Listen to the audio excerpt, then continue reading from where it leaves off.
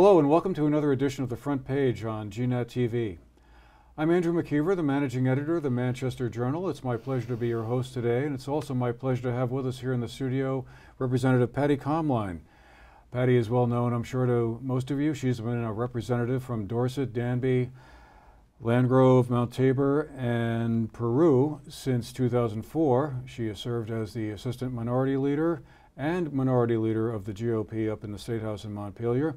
And we're delighted to have her back here again today. Patti, great to have you with us as always.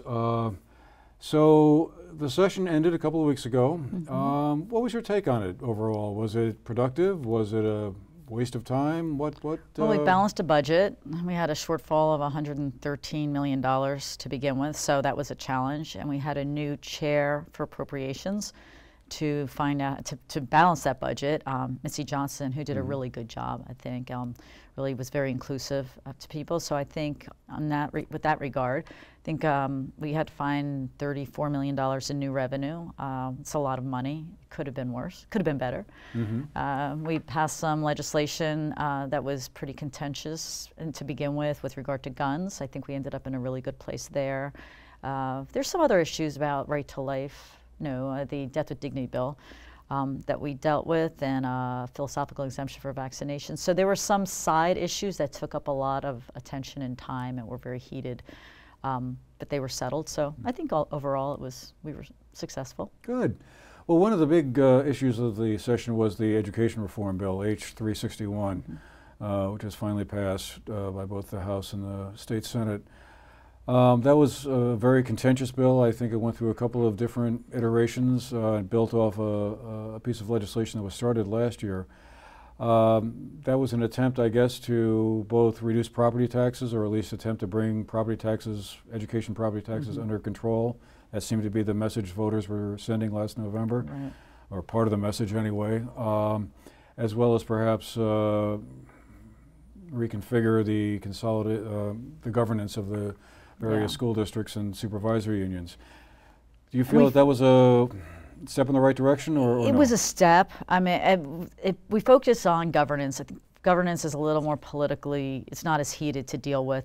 And certainly we have a lot of supervisory unions, a lot of school boards, a lot of superintendents that have to go to a lot of meetings. We've already have legislation in place where schools can consolidate. Only two have taken us up on it. One was right here, the Mountain District, the RED, they called them, Regional Education District, and that's up in Londonderry. So we have one in the state. I think a second one just merged.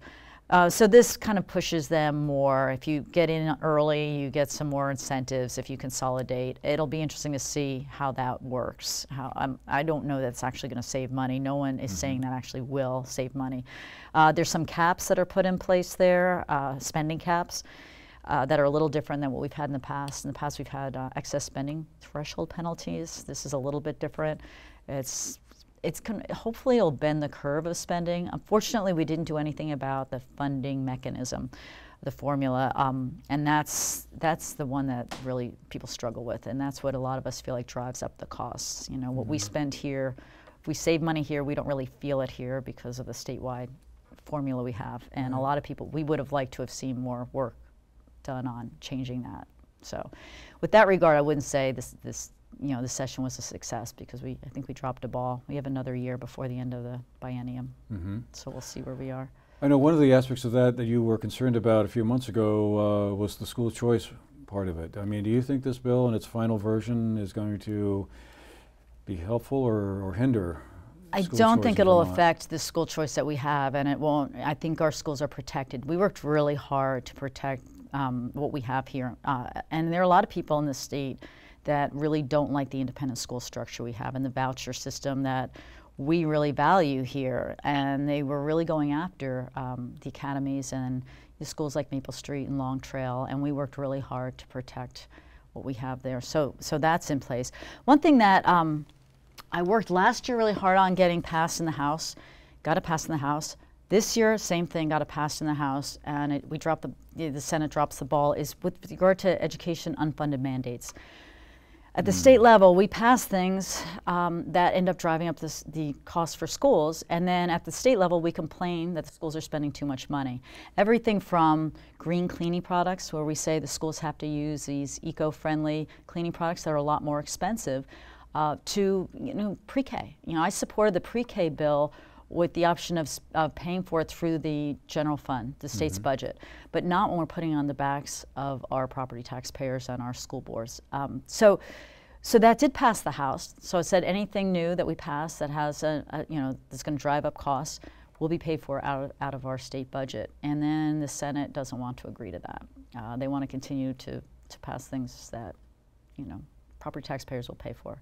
So we're going to work on that and hopefully have people reach out to their senators and next year see if we can get that passed. All right, well, we'll see where that goes then. Of course, next year, an election year, things get a little trickier and well, this is something that the public definitely supports, so we'll see where we are. Okay. Well, let's turn to Vermont Health Connect, which is kind of timely today. Right. We're here on June 2nd and talking about Vermont Health Connect, which just had a deadline at the end of May, May 31st, to kind of right itself in some way, to kind of get the online health exchange working as it was supposed to a year and a half or so ago, and struggled mightily since then to kind of get its act together. Yeah. Where do you see that headed? Do you think that it's kind of too early to tell, I suppose, whether or not those fixes that they just recently announced, I guess yesterday, are going to work? But and they're what they call back-end fixes, so we don't really know. And the reporters, I've read through the reports, is we're not going to know whether they actually are working. We can't correct them online. It's going to be some customer service person in the back fixing the problems, which they've been fixing them now. So it continues to kind of bump along, I think. And these deadlines were kind of odd because there was this deadline, but then there's another deadline in October. So if you didn't meet the one, it was a kind of a goofy. It wasn't a hard deadline, huh? It was certainly not a hard deadline. One thing that was a bill, I've been working on this since last July, a direct enroll for people that are struggling with the exchange. There's so many people continue to have their problems with the exchange that I sponsored a bill, and it actually passed in a big healthcare bill, that people can direct enroll with their insurance carrier. So it's an exchange product, but you can go directly to Blue Cross Blue Shield or MVP, and you can work with them. You can bypass the Vermont Health Connect, and they can sign you up, and they can take care of your change of circumstances. So that's going to be a big help to people that they can use. It's like the small businesses can go directly. So we've enabled people to bypass Vermont Health Connect. It's a little ironic, but that's a good step for people. And so whether we're meeting these deadlines, we'll see how it goes in the next few months. There are other options out there. I had looked into, it's called a state-supported based model that Oregon has, where you kind of contract with the feds to do your IT. And it's much less expensive than what we're paying now, and it works. So that's another option for us. Phil Scott has looked into it, working with Connecticut. Right. And using their model. So we do have other options that are less costly than what we're doing right now. What was the final conclusion of the governor at the start of the session proposed a 0.7% payroll tax to help fund Medicaid, I guess, raised $90 million. That, I guess, was greeted somewhat with dismay by the legislature and kind of went nowhere. What was the outcome of that? I mean, was anything done to help fund Medicaid? No, that was to deal with the cost shift, the Medicaid cost shift. Right. The idea being that you put this money into the system, and then what's going to happen is lower rates for everybody, lower their health care rates. But nobody could actually tell you for sure that it was going to work. And it was a Rube Goldberg kind of system that you throw it in here, and all this is going to happen, and then according to the governor, it's just going to come out with lower rates for everybody. So yes, it's a payroll tax, but everyone's going to really benefit from this because it's going to lower rates. Fortunately, the people that implement this were saying, we can't guarantee that, it's the Green Mountain Care Board. They were saying, well, they can take care of it. And they were reporting to us that there's no guarantee that that's really going to be able to, we can deliver on that. And the governor's people were sitting and testifying to us that, yeah, we can do this, but these are the same people that aren't delivering on Vermont Health Connect. So they've lost a lot of credibility. And when they sit there and they talk to us, there's a lot more skepticism than there ever was. And so a $90 million boondoggle is what people were concerned about. So it really had no play. I mean, he continued into March and April, continued to push for this, where nobody in the legislature was supportive. So that was kind of dead on arrival. Non-starter, huh? No, right. So what we did end up with, then there was a bill that came out of the healthcare committee that was a $48 million bill, funded through all kinds of bad ways. And what ended up coming out was a $3 million bill, and there's money there that will provide doctors with higher reimbursements for Medicaid patients. So what we were hearing were, a lot of doctors aren't taking Medicaid patients because they really don't get paid anything for them. So this is giving them a little more money for that. So hopefully that'll help for access. Where does the sugary beverages tax fit into all this? Is that part of the plan here with? No, that was going to be part, that when it was a $48 million bill, they wanted to pay for it with this sugar-sweetened beverage excise tax. And if you targeted just sugar-sweetened beverages, perhaps, their argument was valid. But by all reports, they're saying it was an excise tax that was going to be spread over all products. So a store that has this excise tax could charge other things. They weren't going to just target sugar-sweetened beverages. So that didn't end up going anywhere. What we did end up with, part of the $34 million budget that we needed revenue for, there's a soda tax, a 6% sales tax on soda, on all sodas, even diet soda. So that's so it wound up being just a sales tax, not an excise tax. Right. I know that there are some people who thought that it would be better to have it as an excise tax that would raise more money, and it also would raise the price of soda and other sweetened beverages to the point where it really would affect behavior, that people would stop buying as much Coke or whatever other kinds of beverages were because targeted. It was significant tax on it. I think a 2-liter bottle of soda is a 99-cent bottle of soda, would have raised it like 40 cents.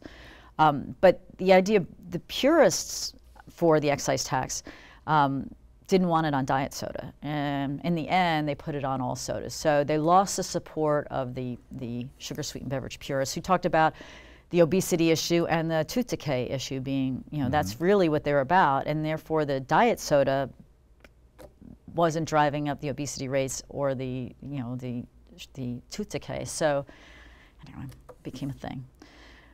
So we ended up with a 6% sales tax on. Okay, and that's projected to raise roughly how much? I don't. Oh, 3 or 4 million, I think. Was 2.5 to 3 million.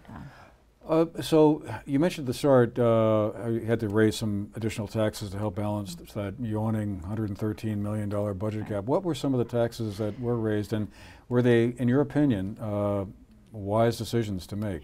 Well, one is the cap on the tax deductions, 2.5% cap on tax deductions for all your tax deductions at the state level.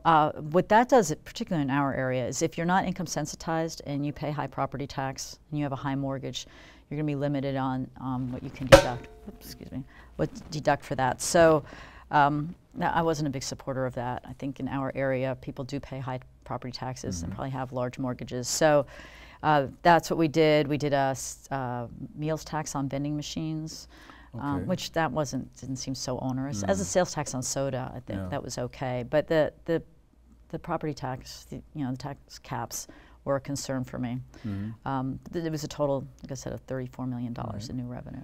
Because I know the governor has been fairly consistent, I think, over the past few years of not wanting to raise taxes on Vermonters who he feels are already taxed to the max, I think. And there's probably very few people that would disagree with that assessment. But, I know it's always kind of a delicate issue to try and find new areas of revenue or broaden the base to yield new revenues to balance what seemed to be consistently every year.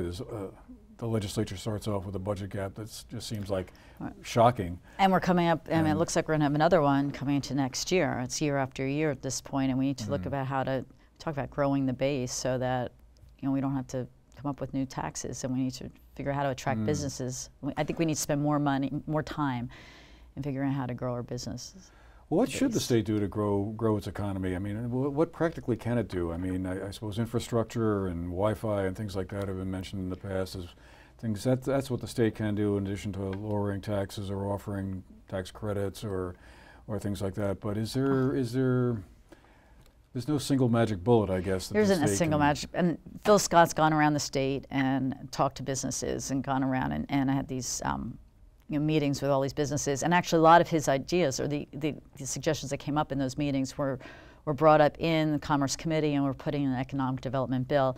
And there's some things there. For the first time in a number of years, we have a real economic development bill, and people are enthusiastic about. I feel like it could have been better, but there's money there for assistance for first-time home buyers. You and I touched on this earlier.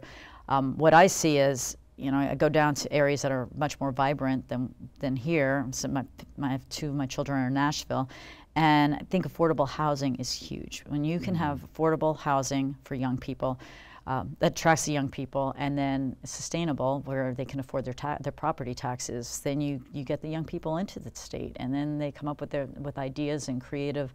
We're about the creative economy here, and I think young people, entrepreneurs coming in and starting businesses, and I see that happen in other states. And it's not only a challenge in Vermont; it's a New England challenge, and young people are moving down south, and we talk about wanting to keep them here.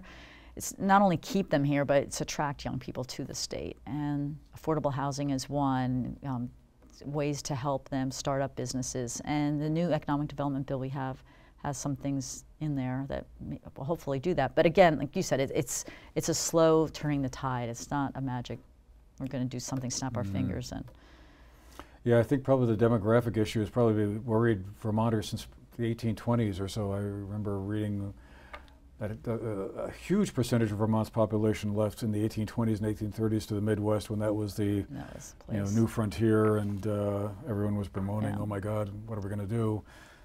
And almost 200 or so years later, we're worried about the same thing. Yeah, we're that's still here. interesting. Well, there were several other issues that popped up for discussion. I know in Montpelier, the philosophical exemption for vaccines was one of them, and I know that was a very kind of, I guess you'd call a hot button issue for a while anyway. Do you think my understanding was that was eliminated or taken away? Right, so a few years ago it was added. So we have a religious exemption, and they added this philosophical exemption, and so this was for parents who did not want their children vaccinated before going to school. Right. They kind of coined the term anti-vaxxers, the anti-vaccination people. However, a lot of them, their children are vaccinated, but they're not vaccinated. They're not given the whole gamut of vaccinations. And so, so they wanted this philosophical exemption. And back then, that was like 4 years ago. I supported it. There were reporting requirements that schools have to report how many students there don't have their full set of vaccinations. And also the parents had to receive information. They have to sign off that they received information and read it about the risks of not vaccinating their children. And I also felt that if they don't have that, they can just check off the religious exemption box. There's nothing else other than checking off the box and saying, I'm taking a religious exemption. So it didn't seem like it mattered much, whether you have philosophical or religious. Yeah. So there was a big push this year by people in the Senate to get rid of the philosophical exemption, and people were quite outraged about it. But again, when you take that away, they can just check off the other box. It just doesn't seem. It didn't make sense that it was such an emotional issue. What I would support doing, and I wish we had more conversation about it, and we may, is tiering it, is saying, because there are some states that are taking away the religious exemption as well, and saying if you want your children to go to public school, they have to have all their shots. But some of them, I mean, it's different than when our kids were going to school, because now they have to have hepatitis B, I think it is. They have to have chickenpox vaccine, and there's a lot of vaccinations that. It's 5-year-old. By the time they're 5, they've had it. And I understand parents wanting to spread that out and being concerned. And so I would like to see us, how our health department, take a look at what the top, tier A is, and then the tier B, nice to have shots. And yes, in this first tier, you have to have these to go to school. There's no exemptions. And then if you want the chickenpox or you want the hepatitis B, then that could be the philosophical exemption, and find some compromise ground in there. And so I think there's more conversations to be had with that, but people are very passionate on both sides of that issue. Mm. Well, another issue that drew a lot of passion, I believe, was the gun control question. I remember making a trip up to Montpelier midway through the session and seeing both sides well represented and very clearly well represented. The orange and the green, right? Lots of camouflage stuff going on. Right, out there, yeah, it was orange hats and stuff like that. Blaze orange, and then the green were the gun sense people, and then the blaze orange were the gun. I guess the big sticking point there was the background check question for private gun sales. Now the final version voted to exempt that. That's not part of the deal. It's simply for enable Vermont to, it sounded like, to come more in alignment with the other 49 states. Well, that's just it. All the other states have, convicted felons can't be carrying guns. If they do, we can, and they're pulled over and they're found to have a gun, they can be prosecuted, which 49 other states do, and that seems to make sense. And the other is, if you've been adjudicated to be a danger to yourself or others, you can't own a gun or can't be in possession of a gun until such time as you're released from the care of a doctor. And that just didn't seem like, that seemed like a lot of common sense as well. A lot of people said back when they were, there's more push for things, we just don't want guns in the wrong hands. Those would be in the wrong hands. So that's what it ended up with, and that seems like a pretty good compromise. Yeah, I think everyone seemed to be in agreement that even the gun rights people were, they didn't fight it. I mean, they were unhappy. There's always that argument of the slippery slope, and but they backed away from this. This wasn't a big fight for them. So you don't see this coming back in next year? Well, now we've got the nose of the camel under the tent. We can go for the background check. No, they may come back in a few years, some more push, but I think they're going to wait a few years. So I think we're okay there. As you said earlier, we do have a session to Senate, but it probably won't seem like very long before you're all back in Montpelier again and struggling with these things. What is your sense of some of the issues that might be kind of prominent at the start of the 2016 year? Will marijuana legalization, for instance, there's going to be a big push on the marijuana legalization, and I'm not opposed to that. My concern is the edibles, and I think that's what they're finding. They're trying to learn lessons from Colorado, and what's been going on there, and they've got to figure that out. They've got to figure out how to deal with edible marijuana, and the DUI is a concern. So that'll be out there. I'm not sure that that'll pass next year. Some people feel it will, but I think that's going to be slowed down. The water bill, again, we passed that. To take some steps. By all accounts, we need about $150 million to address the problem. The bill we passed is a $7 million bill. What it does is there's more registration requirements for farms along the waterways. We're paying for it with a cigarette tax? No, that's the healthcare. We're paying for it with a property transfer tax increase, unfortunately. The talk is that's only going to be a 2-year plan, and then we'll transition to some bonding. So I think we'll be looking at that. Cynthia Browning had a really great amendment, and I think we're going to work more to try and help her with that, in that the state shouldn't give any grants or loans to any businesses that are not in compliance with water requirements, and that just is common sense. And is that a big issue down here? I mean, it struck me it's more of a Lake Champlain thing. It is, but we're all going to pay for it. I mean, right now the property transfer tax will be paying for it. There was one proposal where there was going to be a flat. Every property owner is going to pay $20 a year. So it's the waterways of the state. Down here we're pretty good. The basins does not include this area, but it's something we should all be concerned about. And while it doesn't affect us down here, if you drive up north, it affects tourism, certainly, and the environment should be a concern for all of us. So I think there's more work to do on that. I had a bill, and it got through the House, and now it's in the Senate. It's about banning microbeads. Do you know what microbeads are? Microbeads? Beads. Interesting. It's they're in exfoliants, and they're little plastic beads, and they're tiny.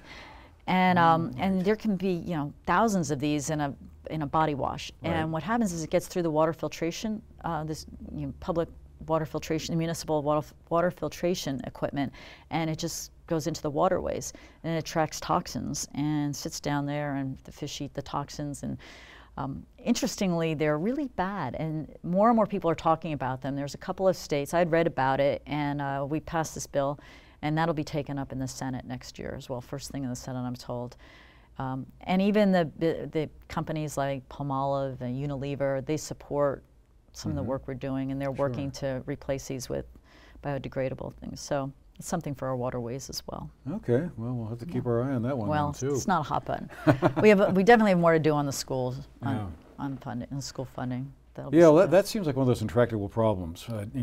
We've been talking about education costs and the fact we have the lowest student-teacher ratio in the country, I guess, at this point. I think we used to be number 2 or 3, but the last couple of statistics I've seen, it seems like we're the lowest now. But and that's why, that's one of the driving problems, is that it's the way we save money is by consolidating schools. And the teachers union does not want to see that happen. We have too many teachers. We can consolidate schools, we consolidate classrooms. It's very hard in small schools when you have 1 class per grade. So you can look to multi-age, but it's all about how many teachers we have in the state, and we have more teachers in the state than we need. But the NEA is ever present in the committees to protect their numbers, and so that's what really causes us. I think that's what's blocking us from making some really big decisions that would save money. Or create more affordable housing in Vermont so more young people come here and the population grows again. Right. I guess that's the other alternative. But in order to do that, you need to have lower property taxes, and everything's connected, huh? Yeah. Well, great, Patti. Thank you so much for being with us today. I have a feeling we could talk about a lot of these issues for quite a bit longer, but that'll have to do for now. And thanks again for being here, and we'll count on having you back here next year as well to give us the inside perspective on what's going on. Well, thank you for having me. Always a pleasure. And it's always a pleasure to have you with us today, too. I hope you've enjoyed the show. We'll see you again next time, and have a great day. This has been The Front Page on GNAT TV. We'll see you next time.